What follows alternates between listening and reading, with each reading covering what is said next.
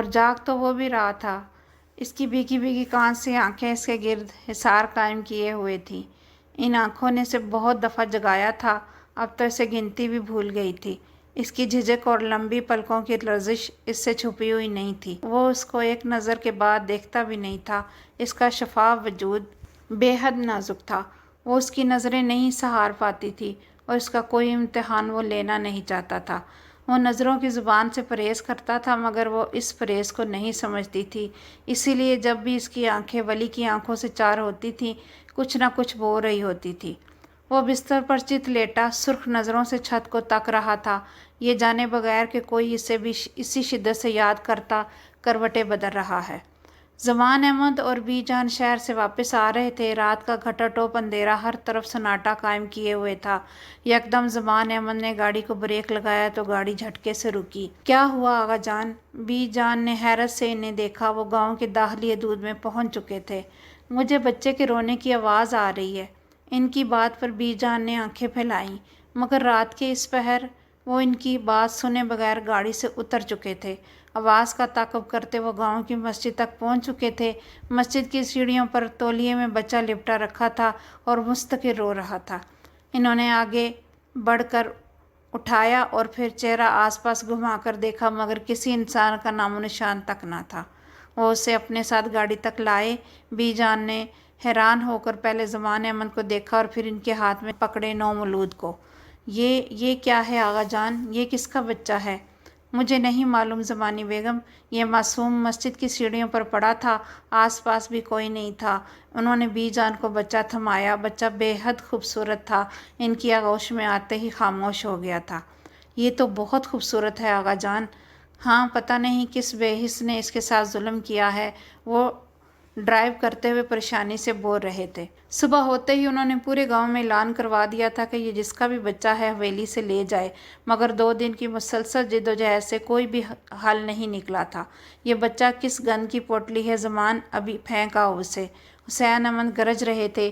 Be جان نے دہل کر ان کی صفاقی کو دیکھا تھا۔ سفید حویلی میں سارے گھر والے اکٹھے تھے۔ زمان احمد نے بے یقینی سے بڑے بھائی کو تکا تھا۔ بھائی صاحب، یہ آپ کیا کہہ رہے ہیں؟ ٹھیک کہہ رہا ہوں۔ کسی کے گناہ کی ذلت تم ہمارے خاندان کے ماتھے پر پوتنا چاہتے ہو، میں تمہیں اس کی اجازت ہرگز نہیں دے سکتا۔ میں اس معصوم کو ظالم معاشرے کے حوالے نہیں کر سکتا۔ جنہوں نے گناہ کیا ہے وہ ان کا اپنا فعل ہے اور ہر کوئی اپنی بد فعلیوں کا خود ذمہ دار ہے۔ کسی اور کے گناہوں کی سزا میں اس معصوم ذات کو نہیں دے سکتا، ہرگز نہیں۔ وہ بچہ ناجائز ہے زمان۔ کوئی اولاد کو یوں رات کے اندھیرے میں مسجد کے باہر نہیں ڈالتا۔ کوئی بھی اپنے گناہوں کی سزا کو گلے کا توق نہیں بناتا۔ پھر تم کیوں جذباتی ہو کر کسی کی گئی بد فعلی کا عذاب اپنے سر پر ڈال رہے ہو؟ ہوش کے ناخن لو اور اس سے پہلے کہ وہ بچہ بڑا ہو کر سوالیہ نشان بن جائے اسے اس حویلی سے باہر نکال دو۔ حسن احمد کی بات پر بی جان نے منہ پر ہاتھ رکھ لیا تھا۔ زمان احمد کی کمپٹی کی رگیں بے اختیار ابھری تھیں۔ بھائی جان، وہ بچہ جو کوئی بھی ہو، میں اب اسے اس حویلی سے باہر نہیں بھیجوں گا۔ وہ گناہ جو انسان کرے اس کی سزا انسانوں کو ہی ملنی چاہیے، کسی معصوم جان کو نہیں۔ وہ بچہ اب میرے گھرانے کا حصہ ہے، لوگ جو بھی کہتے رہیں۔ ان کی بات 2 ٹوک تھی۔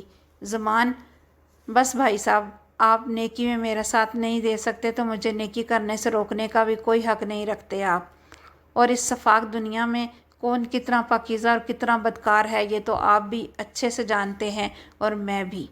آخر میں ان کا لہجہ بہت کچھ افشاں کرتا ہوا تو حسین اور حسن احمد کا سارا خون پل بھر کو نچڑ کر رہ گیا اور انہیں اندازہ ہی ہو گیا تھا کہ زمان اتنا بھی بے خبر نہیں تھا جتنا کہ وہ اسے سمجھ رہے تھے۔ اس کا کیا نام رکھیں گے آغا جان؟ بی جان اسے ساتھ لپٹائے پوچھ رہی تھی۔ ولی احمد، زمان نے مسکرا کر کہا۔ بہت پیارا نام ہے۔ بی جان بھی مسکرا رہی تھی۔ وہ 4 سال کا ہوا تو بی جان کے یہاں ننھی سی امل نے جنم لیا۔ وہ بہت خوبصورت تھی، ڈر تھا چھونے سے میلی ہو جائے گی۔ تم لوگ اسے گود میں ولی؟ بی جان نے اس کے آگے امل کو کیا تو وہ بدک کر پیچھے ہوا۔ نہیں بی جان، معصومیت سے نفی میں سر ہلایا۔ کیوں؟ یہ گر جائے گی، چھوٹی سی ہے نا۔ وضاحت دی تو بی جان ہنس دی۔ نہیں گرے گی، تم لو تو صحیح۔ مگر وہ زور زور سے نفی میں سر ہلا رہا تھا۔ اس کی نسواری آنکھیں امل کو تک رہی تھیں۔ پھر اس نے ڈرتے ڈرتے اس کے گالوں پر اپنے ننھے ہاتھ رکھے، گالوں کی نرمی محسوس کرتے ہی فوراً ہاتھ پرے کر لیے۔ بی جان ہنستی ہی رہ گئی اس کی معصوم حرکت پر۔ وہ تھوڑا سمجھدار ہوا تو ایک دن عمل کے نام کا مطلب پوچھنے لگا۔ عمل کا مطلب ہوتا ہے امید۔ اسے سمجھنے میں دقت ہوئی۔ اور ناجائز کا کیا مطلب ہوتا ہے؟ معصومیت سے پوچھا، مگر بی جان نے اسے کرنٹ کھا کر دیکھا تھا۔ ولی یہ کس نے کہا ہے تم سے؟ وہ بختیار لالا، نثار لالا، ہاشم لالا، سب مجھے ناجائز کہتے ہیں بی جان۔ اس کی بات پر بی جان نے تینوں کو بلوایا اور ایک ایک تھپڑ رسید کیا۔ آئندہ کوئی ایسی بات نہیں کرے گا۔ انہوں نے تینوں کو ڈانٹا، مگر ہاشم روتا ہوا گھر گیا اور ساتھ نگار بیگم کو کھینچتا لے آیا۔ وہ آتے ہی چلانے لگی، کیا ہوا بھابھی؟ بی جان شور کی آواز سن کر کچن سے نکل آئیں۔ ولی بھی لاؤنج میں آ گیا تھا۔ اس حرام کی اولاد کے لیے تم نے میرے ہاشم پر ہاتھ اٹھایا۔ تم اس حرام زادے کی وجہ سے اب ہمیں ذلیل کرو گی زمانی۔ یاد رکھو، گندے خون کی پیداوار کبھی خوشحالی کو نہیں لے کر آتی، بربادی لاتی ہے ہمیشہ۔ ان کی آواز سے ملازم بھی اکٹھے ہو گئے تھے۔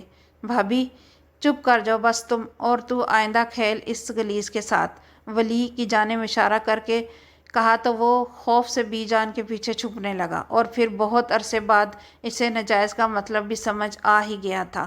وہ دن اس کے ہنسنے کا آخری دن تھا، بلکہ وہ تو اس کی زندگی کا ہی آخری دن تھا۔ وہ اس وقت سے مردہ ہو گیا تھا جب اسکول کے باہر، کالج، یہاں تک کہ یونیورسٹی تک میں لوگ اس سے دور بھاگتے تھے، جیسے وہ کوئی مکروہ مخلوق ہو، گند کا ڈھیر ہو، یا شاید اسے کوئی ایسی بیماری ہو جو انہیں اس کے چھوتے ہی لگ جائے گی۔ اس نے ہنسنا چھوڑ دیا تھا، بولنا چھوڑ دیا تھا، لوگوں سے ملنا ملانا چھوڑ دیا تھا۔ ان کی نظریں اسے چھیدتی ہوئی اس کی روح کے آر پار ہوتی تھیں۔ ان نظروں کی اذیت سے آج بھی اکثر راتوں کو وہ ڈر کر اٹھ جایا کرتا تھا۔ اسے خوفناک خواب آیا کرتے تھے۔ ان خوابوں کی وجہ سے اس نے سونا چھوڑ دیا تھا۔ اسے سونے سے نفرت ہونے لگی تھی، خواب دیکھنے سے نفرت ہونے لگی تھی، اسے اپنے وجود سے گھن آنے لگی تھی۔ وہ گند تھا، گند کا ڈھیر تھا، وہ مر جانا چاہتا تھا۔ اس کے پاس جینے کا کوئی جواز باقی تھا ہی نہیں۔ اس کی معصوم آنکھوں کا خواب تو صرف وہ پری ذات تھی کہ جس کو وہ اپنے سائے سے بھی محفوظ رکھنا چاہتا تھا۔ وہ منحوس تھا، اسے اپنی نحوست عمل پر ہرگز نہیں ڈالنی تھی۔ وہ کبھی اسے نہیں کہے گا، وہ کبھی اس کو بھنک بھی نہیں پڑنے دے گا، وہ اس کو خود سے کوسوں دور رکھے گا۔ ہر حال میں، ہر رات سوتے وہ خود سے یہ وعدہ لیا کرتا تھا، وہ محبت نہیں کر سکتا تھا، اس کا محبت پر کوئی حق نہیں تھا۔ وہ مرے گا، کتے کی موت ہی مرے گا۔ ساری دنیا کہتی تھی، اور اسے اس بات کا یقین تھا کہ اس کی موت بھی اتنی ہی ذلیل ہوگی جتنی کہ اس کی زندگی تھی۔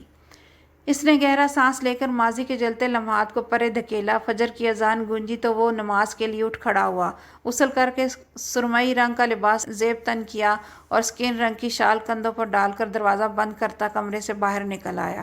یہ اس کا معمول تھا۔ اسے بمشکل چند گھنٹے ہی نیند آتی تھی، اور وہ نیند بھی اتنی بیدار تھی کہ کوئی پاس سے بھی گزرتا تو اس کی آنکھیں پٹ سے واہ ہو جاتی تھی۔ اس نے فجر کی پاکیزہ ٹھنڈک کو سانس کے ساتھ اندر اتارا تو جلتے وجود میں طمانینت سی پھیل گئی۔ ساری رات ڈستی سوچیں اسے جگائے رکھتی تھیں، اور وہ ان کا زہر خود میں اڑتا رہتا تھا۔ اس نے تھک کر آنکھیں بند کی اور زہر آلود خیالات سے دامن بچانا چاہا، مگر کیسے؟ وہ اس ذلت کو کیسے بھول سکتا تھا؟ آخر کیسے وہ سب کچھ ماضی کے جھروکوں میں دھکیل سکتا تھا؟ اس نے آنکھیں کھول دیں۔ سرخ سی نسواری آنکھیں نم سی محسوس ہوتی تھیں۔ ولی!